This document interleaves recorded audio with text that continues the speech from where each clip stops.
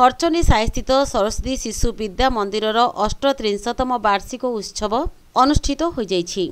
मुख्य अतिथि भावे आरक्षी अधीक्षक डॉक्टर कनवार विशाल सिंह, सम्मानित अतिथि भावे उपजिल्लापाल भवतारण साहू, मुख्य वक्ता भावे खोर्धा जिला सह प्रमुख शिक्षा विकास समिति ओडिशार सुदर्शन मिश्र प्रमुख जोगदेई महाप्रभुंक निकटरे धूप दीप प्रदीप प्रज्वलन पूर्वक सभा कार्यर शुभ उद्घाटन करथिले। सभापति अरुण कुमार मिश्रंक सभापतित्व प्रधान आचार्य रवींद्र कुमार नंद वार्षिक विवरणी पाठ करिथिबा बेले सह संपादिका ममताराणी साहू अतिथि परिचय प्रदान करथिले। विद्यालयर कोषाध्यक्ष रामचंद्र महापात्र धन्यवाद अर्पण करथिले। अतिथि माने कुनी कुनी छात्र छात्री मानकर भविष्यत उज्जवल निमंते पिता मातांकर गुरुत्वपूर्ण भूमिका रहिछि बोली कहिबा सह सेमाने कंचा माटी देशर भविष्यत तांकु उपयुक्त भावे गढ़ी तोलिबा आम समस्तंकर दायित्व बोली कहिथिले।